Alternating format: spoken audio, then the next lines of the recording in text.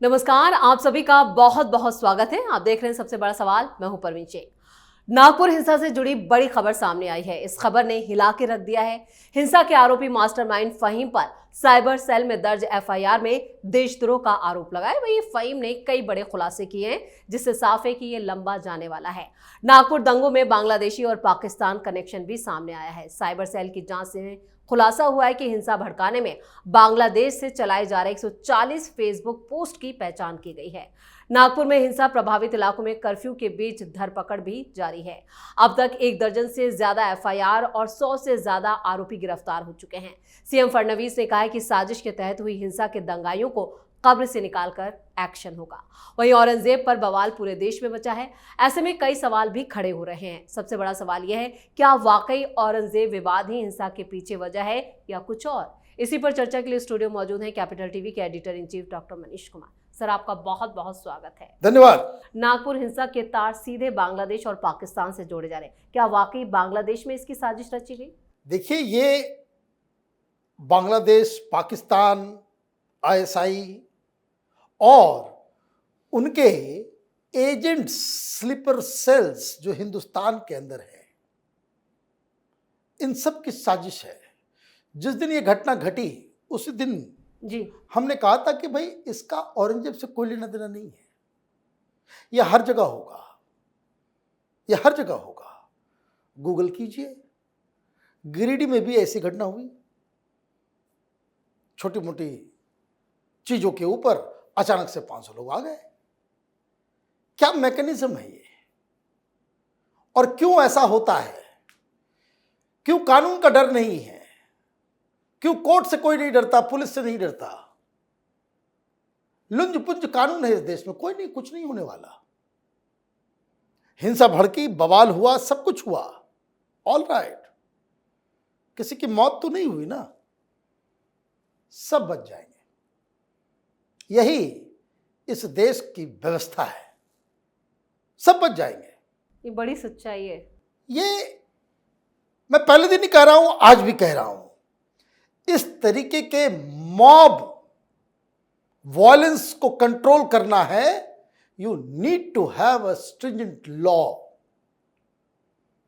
Immediately एक कानून बनना चाहिए कि इस तरह के मॉब से जुड़े हुए लोग, इसको पैसे लगते हैं, इसको फंड करने वाले लोग, इसकी साजिश में शामिल लोग, इससे कनेक्टेड लोग और इसके मास्टरमाइंड्स जो कभी सड़कों पे नहीं आते, इन सबको 20-25 साल उम्र कैद और मॉब वायलेंस के ऊपर ऐसा कानून बनाया जाए कि 2 महीने के अंदर सीसीटीवी में चेहरा नजर आया, डालो अंदर उसको। देखना क्या है, सबूत क्या इकट्ठा करना है? चेहरा नजर आ रहा है, हाथ में पत्थर है, चला रहा है, वीडियो है, उठा करके डालो उसको अंदर। लेकिन यह कानून नहीं है हिंदुस्तान में, यह कानून नहीं है। छोड़िए हिंदू मुसलमान, एक एग्जाम्पल मैं देता हूं आपको। मौत नहीं हुई तो किसी को कोई सजा भी नहीं हुई। एक किसान आंदोलन हुआ था जी, क्या तांडव किया इन लोगों ने। दिल्ली जैसे शहर में पुलिस वालों को जानवरों की तरह मारा पीटा। दिल्ली की पुलिस ने रिटेलिएट नहीं किया, जान बचा बचा करके 20-20 फीट नीचे खाई में अपनी कूद कूद के इन लोगों ने जान बचाई। किसी का हाथ टूटा, किसी का पैर टूटा। पुलिस वालों को पीट पीट कर दिल्ली में दंगा शुरू किया गया। तो दंगा जब हुआ, 53 लोग मारे गए, तो उमर खालिद और बाकी सारे लोग अभी जेल के अंदर हैं। जी, मौत होगा, फिर साजिश करने वाले जेल जाएंगे। लेकिन किसान आंदोलन के दौरान जो हिंसा हुई, कोई जेल गया? सबको बेल मिल गया। यह है कानून, यह है हकीकत। तो नेताओं के भाषण से कुछ नहीं होने वाला। भाई ठीक है, पुलिस है, सब कुछ है, कानून ही नहीं है, कैसे बंद करोगे आप? ऐसा तो नहीं कि भाई आपने फोटो देख लिया कि वो वहां जाकर के उसका इनकाउंटर कर दोगे, नहीं कर सकते। तो ये जो एक सेट पैटर्न है, और मैं आपको कह रहा हूं ये भाषणबाजी होता रहेगा। नागपुर पहला नहीं है और आखिरी भी नहीं है। भाई किसको सजा मिली? दिल्ली में हनुमान जयंती के दिन शोभा यात्रा के दौरान पथराव हो गया, कई लोग घायल हुए, किसी को सजा मिली? नहीं मिली। जयपुर में 3 बवाल इस तरीके का हुआ। अचानक से कभी कोई सब्जी लेते हुए बहस हुआ और अचानक से भीड़ आ गई, किसी को पनिशमेंट मिला? नहीं मिला। तो जब कानून का डर होगा तभी तो कानून को मानेंगे। भाई क्या केस करना पड़ रहा है? आप देखिए मजबूरियां कि महिला पुलिस के ऊपर इन लोगों ने हाथ डाला, उसकी इज्जत को तार तार करने के लिए इन लोगों ने ग्रुप में महिला पुलिस के साथ इन लोगों ने बदतमीजी की जी। तो उसके लिए कड़ा कानून है। वीडियो में साफ नजर आ रहा है। अब वो उसमें जो वीडियो में फंसेगा तो उसको सजा मिल जाएगी, पत्थरबाज को नहीं मिलेगा। देखिए मैं आपको बता रहा हूं, सब बेल पे छूट जाएंगे। और छूटेंगे क्या? छूटने के बाद ये अपने अपने इलाके में जाएंगे, वहां हीरो बन जाएंगे। तो एक चीज तो ये। दूसरी चीज मैं क्यों कह रहा भाई औरंगजेब वगैरह, तो क्या है ये सब? औरंगजेब वगैरह तो बहाना है। लोगों की मेमोरी जो है वो, और टेलीविजन पे खामखा आलतू फालतू बहस हो रहा है, आलतू फालतू बहस हो रहा है। महाराष्ट्र में कोई पहली बार हुई इस तरह की घटना? आपको याद होगा बीच में हल्ला हो गया, यही सोशल मीडिया फेसबुक के जरिए बताया गया भाई कि त्रिपुरा में मस्जिदों को आग लगाया जा रहा है। कहां? त्रिपुरा। इन बेवकूफों को भारत के मानचित्र के ऊपर त्रिपुरा कहां है मालूम नहीं होगा, लेकिन आपने 5-7 शहरों में बवाल मचा दिया। महाराष्ट्र में क्यों भाई? त्रिपुरा में मस्जिद जल रही है, आप यहां हंगामा शुरू कर दोगे। किसी को कुछ हुआ? पता नहीं, चल ही रहा है, घसीटते घसीटते सब चल रहा है। आपने उस समय सोशल मीडिया पे अफवाह फैलाने वालों को पकड़ पकड़ के जेल में 20 साल के लिए ठोक दिया होता, हिम्मत नहीं पड़ती। म्यांमार में वहां रोहिंग्यास को कुछ किया जा रहा है तो मुंबई को जला के खाक कर दिया था इन लोगों ने। सारे मीडिया वाले के 8-10 ओबी बैन जला दिए आजाद मैदान में जी। वो शहीद स्मारक को तोड़ दिया, सब कुछ कर दिया। भाई कौन लोग हैं ये कोई जवाब देगा कि शहीद स्मारक पे वो पैर लगाने वाला, लात मारने वाला, उसको तोड़ने वाला शख्स क्या वो जेल के अंदर है या बाहर है? बाहर है। तो क्या कर लोगे? तो क्या कर लोगे? हर जगह होगा। क्यों होगा? हम सीखते नहीं हैं, हम सीखते नहीं हैं।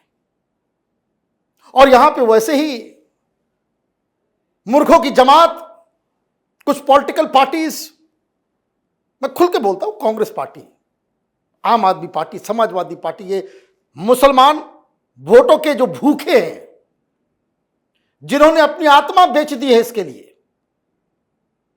शाहीन बाग हुआ, दंगे हुए, दिल्ली पुलिस की रिपोर्ट क्या कह रही है? दिल्ली पुलिस की रिपोर्ट कह रही है कि ये जो मोबिलाइजेशन सोशल मीडिया के जरिए हुआ, ये पाकिस्तान से चल रहा था। और उस समय उन लोगों ने हिंदू नाम से कि शाहीन बाग के साथ हम हैं, वो ट्वीट करते थे, वो फेसबुक पोस्ट करते थे। इन गधों को देखिए, ये पॉलिटिकल पार्टी के पैसे खा करके सोशल मीडिया चलाने वाले लोग, ये उसको रिट्वीट कर रहे हैं, उसको आगे बढ़ा रहे हैं। माल कहां से आ रहा है? पाकिस्तान से। और काम कौन कर रहा है? ये कांग्रेस ही, ये आम आदमी पार्टी, ये उसको बढ़ा रहे हैं। तो भाई आपने कोई एक्शन लिया? वो आपने आइडेंटिफाई कर लिया कि ये इतने हैंडल्स हैं जो पाकिस्तान से ऑपरेट हो रहे हैं जी। उसको बंद करवा दिया, उन्हें बंद भी करवाया गया, लेकिन उसको जो रिट्वीट कर रहा था उसको पकड़ पकड़ के जेल के अंदर डाले? नहीं डाले। तो कुछ भी आएगा तो फिर डालेगा। किसान आंदोलन हुआ कनाडा से, रावलपिंडी से, लाहौर से, वहां तो बकायदा ऑफिस सेटअप किया गया, जॉर्ज सोरोस का पैसा आता है। और सब इस बार जो है सब लोगों ने सिख नाम रख लिया। दिल्ली पुलिस की इन्वेस्टिगेशन क्या बता रही है? कोई 500 इस तरह के हैंडल्स उन लोगों ने आइडेंटिफाई किए जो पाकिस्तान से ऑपरेट हो रहे थे। और फिर यही कम अक्ल लोग जो है वो काम पे लग गए, ये कांग्रेस वाले और ये वाले और ये सब रवीश कुमार, ये सब लल्लू पंजू जितने हैं, उसको वो आगे बढ़ाने का काम, उस आइडिया को, उस नैरेटिव को आगे बढ़ाने का काम। किसी को कुछ हुआ? नहीं हुआ। तो नागपुर में भी होगा, आज गिरिडीह में हो रहा है, और कहीं होगा, हर जगह होगा, हर जगह होगा। आपके पास कानून नहीं है तो पहला काम यह है कि भाई आपको जो है ये काम करना पड़ेगा।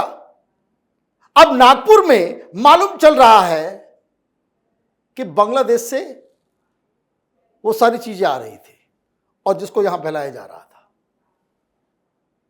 भाई आप 10 लोगों को पकड़ के ठोको तो सच सामने आ जाएगा।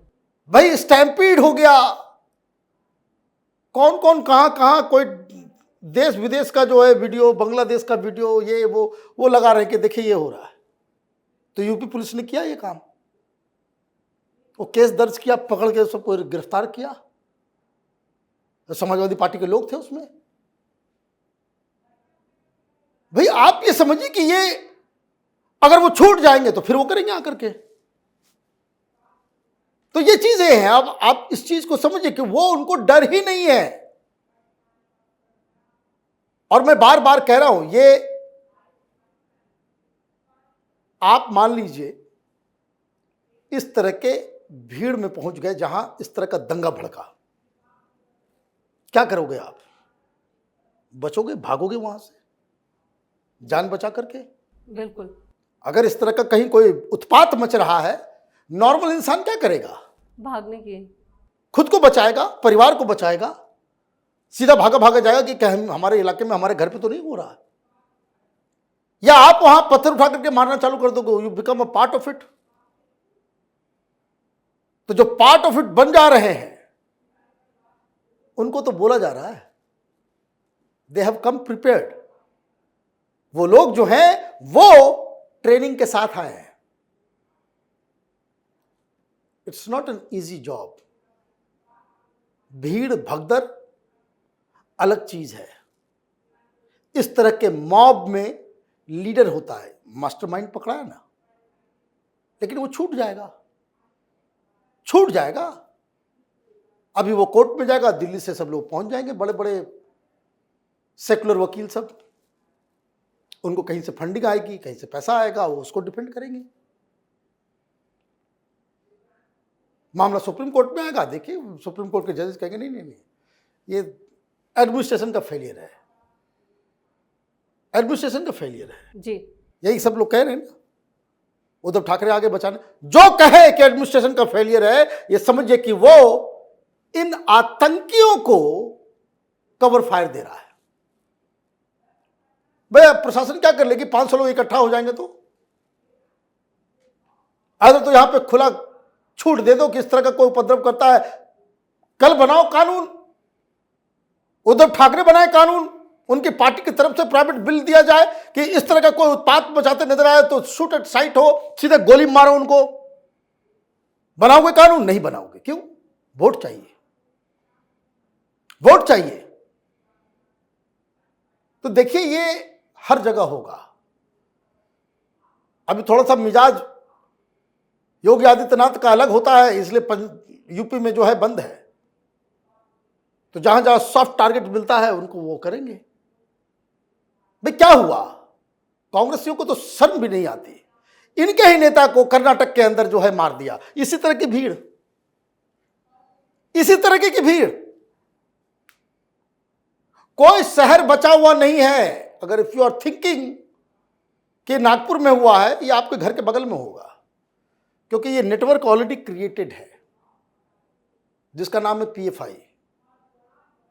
ये बार बार मैं इस बात को कहता आ रहा हूं कि भाई वो कहां गए भाई, वो वहां बीजेपी की सरकार है, नीतीश कुमार की सरकार है, कि पटना में छापेमारी होती है, पूरा लिस्ट मिलता है 1800 या 18,000 के आसपास जो है लोगों को पीएफआई ने ट्रेनिंग दे रखी है, उनको है बकायदा रेडिकलाइज कर दिया गया है, वो कभी भी धर्म के नाम पे कुछ भी करने को तैयार हो जाएंगे। तो ये जो लोग जिनका नाम पता लिस्ट मिला, कोई गिरफ्तार हुआ क्या? आपके पास तो ऐसा नेटवर्क है नहीं कि आप सब इस तरह के लोगों के ऊपर नजर रख सके। है इतनी बड़ी सीआईडी, है इतनी बड़ी आईबी? नहीं। आपको मालूम है कि समाज के अंदर इस तरह के जंगली भेड़िए घूम रहे हैं, तो उसको आप पकड़ के अंदर रखेंगे? उसके ऊपर कोई कार्रवाई होगी? नहीं होगी तो कल कहीं भी हो जाएगा, और वो पता नहीं कितना कितना मल्टीप्लाई कर रहा होगा। ये तो बड़ा आसान है ना मुसलमानों को भड़काना कि देखो भाई देश भर में मोदी की सरकार आ गई है, कुछ भी होगा मुसलमानों को मार दिया जाएगा, काट दिया जाएगा। ये व्हाट्सएप ग्रुप बना रहे हैं, जब भी बोला जाए इकट्ठा हो जाओ तो इकट्ठा हो जाना। पत्थर जो आते हैं, ये दिल्ली दंगे में हमने कवर किया था, कैपिटल टीवी के वीडियोस को लेकर के दिल्ली पुलिस ने बहुत सारे इन्वेस्टिगेशन के इस तरह के बड़े बड़े खुलासे हम लोगों ने किए कि क्यों जो नागपुर में हुआ कि दुकानें तो एक साथ है, सब हिंदुओं के भी है मुसलमानों के भी है। भाई हिंदू का दुकान कैसे जल गया, मुसलमान का दुकान कैसे बच गया? आग जली हो रही है तो सब एक साथ हो। ये ट्रेंड लोग हैं। यही काम इन्होंने ये मुस्तफाबाद में किया था, शिवपुरी में जी। हिंदू दुकान को जलाया, मुस्लिम दुकान बगल में 10 दुकान है, उसमें 4 मुसलमान का है, और वो भी एक साथ नहीं, मिक्स्ड है, लेकिन वो सबको। तो ये जो है वो कहने का मतलब कि भाई भीड़ आती है, कहां कहां सीसीटीवी कैमरा, सबको मालूम है सीसीटीवी कैमरा को तोड़ा जाता है। तो वेल ट्रेंड काम है। अब ये बांग्लादेश का एक्शन एंगल आया है, इन सब के ऊपर एनएसए लगे। कोई दूसरा कानून नहीं है कि जिसमें उसको पनिश किया जा सके। Other you make a law जिसमें यह राब साफ हो जाए कि भाई इस तरह का भगदड़ कोई भी हो, वो तो भगवान भला करे। कांग्रेस पार्टी चली गई। कांग्रेस पार्टी एक ऐसा कानून लेकर के आ रही थी, एंटी रॉयट्स कानून। उस कानून में क्या था मालूम है? वो कैसे लोग इन लोगों को वोट भी देते हैं, हिंदू क्यों इनके साथ खड़े, हमको समझ में नहीं आता। उस कानून में लिखा हुआ था कि अगर दंगा होगा तो पनिशमेंट सिर्फ हिंदुओं को मिलेगा। इस तरह का कानून आ गया होता, वो तो सरकार चली गई। गूगल कीजिए, उस कानून का पूरा आपको पूरा सिस्टम मिल जाएगा। ये इस तरह का कानून ला रहे थे। तो इस तरह का अगर वो कानून लागू होता तो ये भीड़ आती, आगजनी करती, दंगा करती, और पकड़े जाते कौन? जिनकी घर जला है। तुम ही दोषी हो इसके लिए। और ये सबसे बड़ा कारण क्या है कि इस तरह के लोग, ये तो लुम्पन लोगों का काम है। महाराष्ट्र में तो जो कहा जा रहा है कि भाई कब्र से निकाल करके लेकर के आएंगे, उतनी वो क्यों कहा जा रहा है? क्योंकि उसमें स्थानीय लोग हैं ही नहीं। जहां ये बवाल मचा है वहां स्थानीय लोग नहीं है। ये जो 70 लोगों को गिरफ्तार किया गया, बहुत कम है जो आसपास के लोग हैं। कोई 10 किलोमीटर दूर है, कोई 15 किलोमीटर दूर है, कोई 20 किलोमीटर दूर है, कोई 8 किलोमीटर दूर है उसका घर। ये सारे लोग एक समय पे एक जगह पे आ गए। सब जो है नकाब लेकर के आए थे, सब साथ में पत्थर लेकर के आए थे। It's a pre plan thing, pre planned है।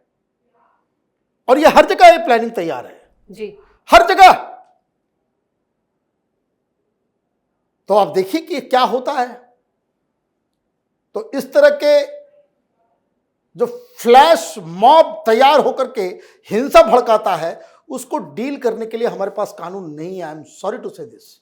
और इसलिए ये होता रहेगा, बवाल होता रहेगा, किसी को कोई पनिशमेंट नहीं मिलेगा। चलिए, इस तमाम जानकारी के लिए और सटीक विश्लेषण के लिए आपका बहुत बहुत धन्यवाद। धन्यवाद। नागपुर हिंसा में अब तक 1 दर्जन एफआईआर दर्ज हुई हैं और पुलिस दंगों के सीसीटीवी फुटेज के आधार पर 200 संदिग्धों की पहचान भी की गई। 1000 के करीब लोग जो हैं उनकी पहचान पर काम किया जा रहा है। हिंसा के मास्टरमाइंड फहीम खान समेत अब तक 90 लोगों को गिरफ्तार भी किया जा चुका है। सामने ये भी आया है कि विशेषज्ञों और मौलवियों ने औरंगजेब की प्रतिमा पर लपेटे गए हरे कपड़े की जांच की, लेकिन उस पर कोई धार्मिक ग्रंथ या कथन नहीं मिला। यानी आने वाले दिनों में और भी गिरफ्तारियां होने वाली हैं और पूरी साजिश के तहत ये पूरा जो घटना थी इसे अंजाम दिया गया। लेकिन फिर इस पर एक बड़े और सख्त कानून की दरकार जरूर है। अगर कानून नहीं बनेगा तो ये दंगे इसी तरह से होते रहेंगे। इस खास शो में इतना ही। वीडियो कैसा लगा कमेंट करके अपनी राय जरूर दें। वीडियो को लाइक करें, शेयर करें और कैपिटल टीवी को सब्सक्राइब जरूर करें। धन्यवाद।